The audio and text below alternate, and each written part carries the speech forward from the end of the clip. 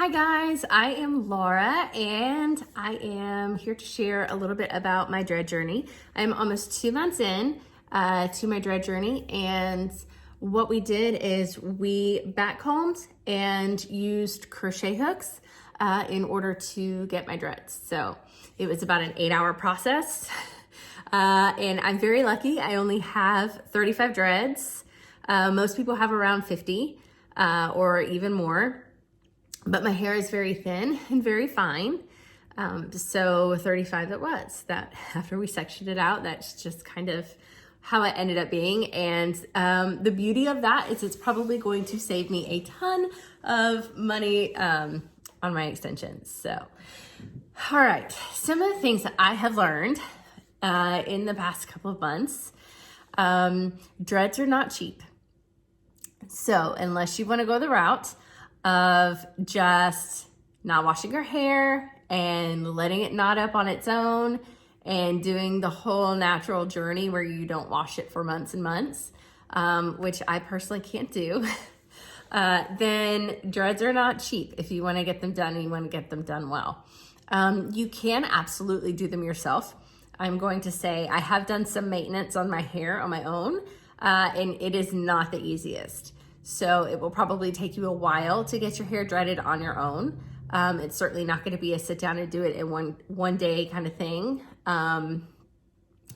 You would be like a magician if you could do that.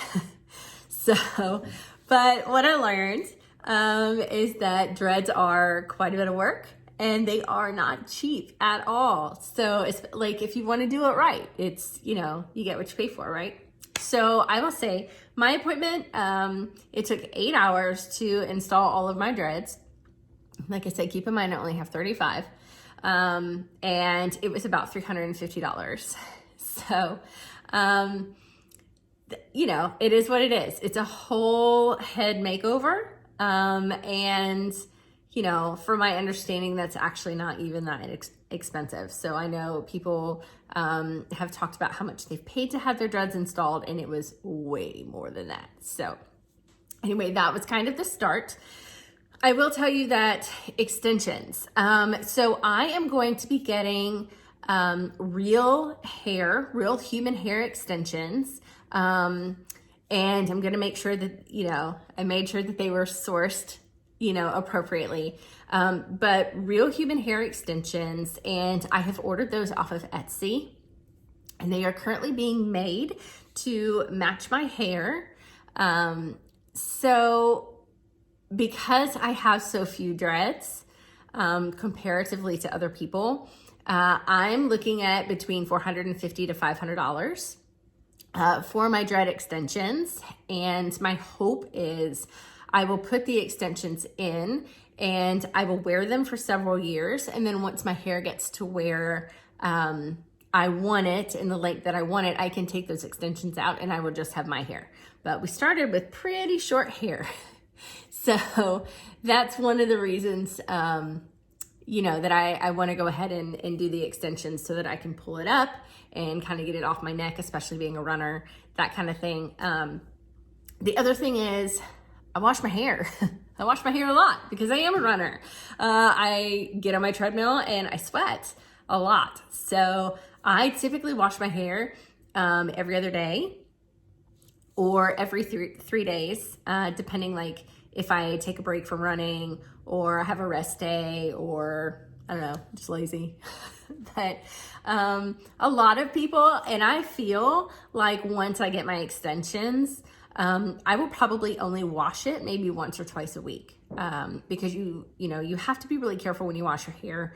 With dreads, you need to make sure you rinse them really well, palm roll them.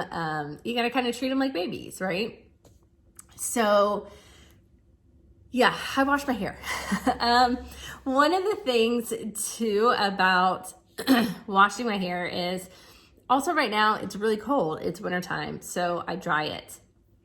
And what I found was using just like a regular blow dryer is going to cause a lot of frizz. And just washing your hair in general can cause some frizz. Obviously, you can sort of see I've done some maintenance on it. Not a ton, but you can see like you know, it's starting to kind of get a little knotty together, but it has been about 2 months, and around 2 months to, I don't know, 6 weeks to 2 months, that's kind of when you want to get your maintenance done. I'm waiting for my extensions to come in because I'd like to get it all done at once, because I don't know about you, but I hate sitting still. So I would like to knock it all out. Just get her done, man. So anyway, like I said, I have done some of the maintenance on my own. What I have noticed is you get these little guys, and palm rolling will help this. So there are some that maybe palm rolling won't quite get out. So this will be addressed during maintenance. But palm roll. But this is normal. This is your hair reacting to being locked up. So this is completely 1000% normal, and just something that you have to deal with as your little dreadies mature. And you can probably hear my dogs running around. And so, you know, it is what it is. All right, so some other things that I learned about shampoo and stuff like that. So if you don't know, if you haven't watched my other videos, I am a licensed cosmetologist. So I do know a lot about hair. I know about how hair reacts. I know I can read the back of a product label and tell you exactly what's in there, all those things. So when I first started washing my hair, I went on the advice of the girl who installed my dreadlocks. And what I am going to tell you is some things work for some people and some things don't work for others. Like, it just, you know, we're all individuals, we're all different. It is what it is, right? So I have found that I will still continue to use this. I don't know if you can see it. It's Neutrogena shampoo. It is their anti-residue shampoo. I will probably use this at least once or twice a month, and will continue to do so. This stuff works great. It leaves your hair super, super clean, because the last thing you ever want in your hair is residue when you have dreads. Because if you get residue inside your little dreads, then they start to smell, and then you can get this thing called dread rot, and that's ew. Don't do that. So I will continue to use that. This stuff, nope. So Dr. Bronner's is probably great for a lot of things, but I am gonna tell you that for my hair and for my dreads, this is terrible. For me, it leaves a very waxy coating and a very waxy feeling in my hair, which lets me know that it has a lot of residue in it. And that is the last thing that I want in my hair. You can find videos on YouTube out there about people with residue in their hair and dread rot, and I want no part of that. So that's one of the reasons that I wash my hair so much, because yeah, I don't want to have any part of that.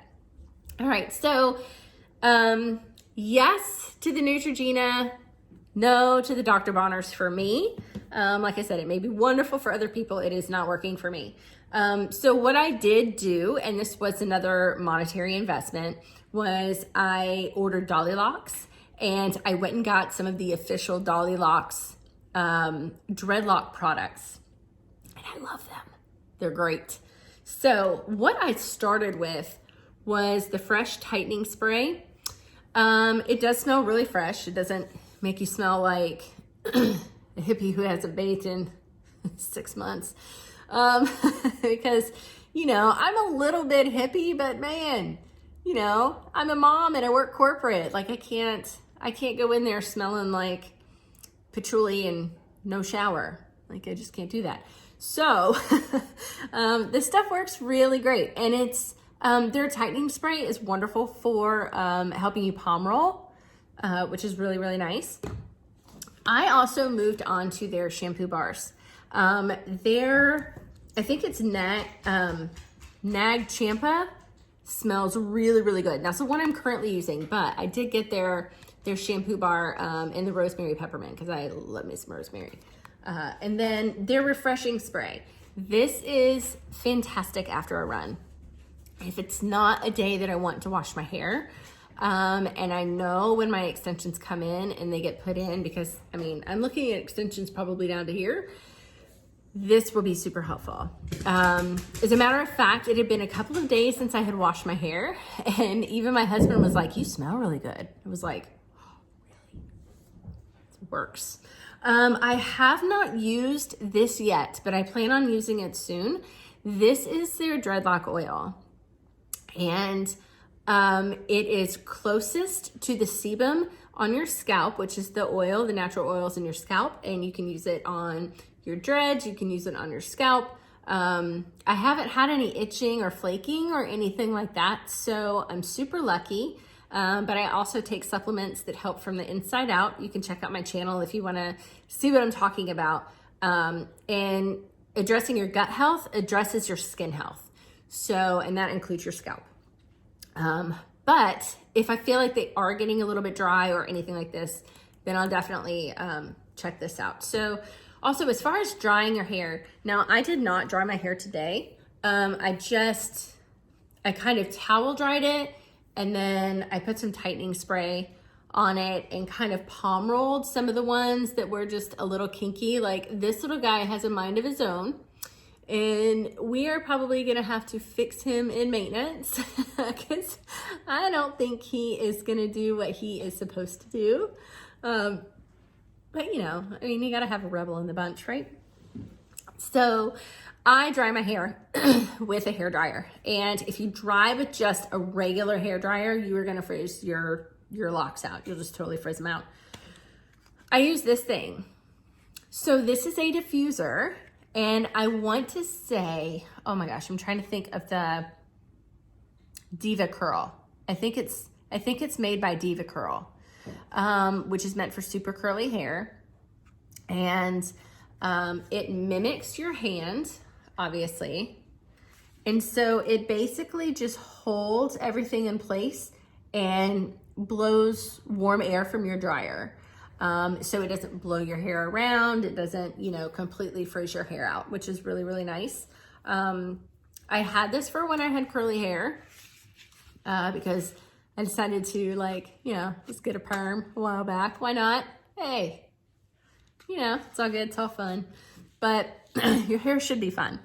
But anyway, this thing really, really helps. And it does get your hair much drier, much faster, without completely frizzing everything out, which is really nice. So the other thing is, if you are going to pull it up, especially if they're just natural locks like mine, make sure that your scrunchies and stuff, whatever you use, aren't super tight and they don't put like dents in your locks or whatever. If you're going to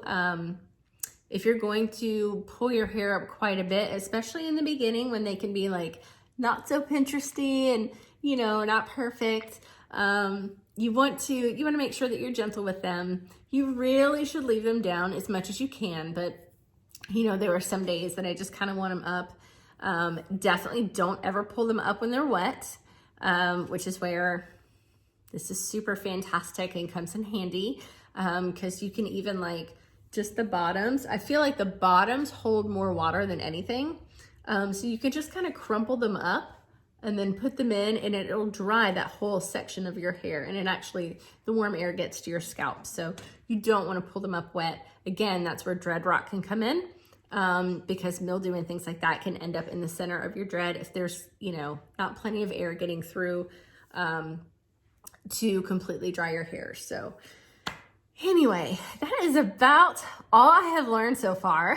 I am currently trying to find a salon or something around where I live, which is a little south of Nashville, that works on Caucasian hair in dreads. It's a little bit hard to find.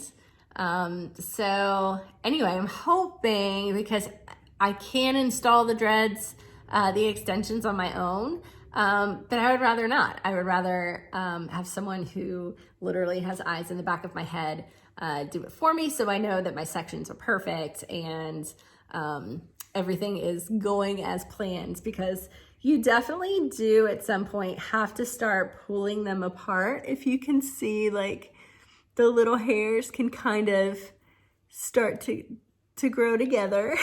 So, you know, It's easy to fix in the front, but it's a little more difficult to fix in the back. You can do it. It's definitely doable, but yeah, it's easier if you just have someone back there kind of doing it for you. So anyway, I hope you found this helpful. Yeah, that's it.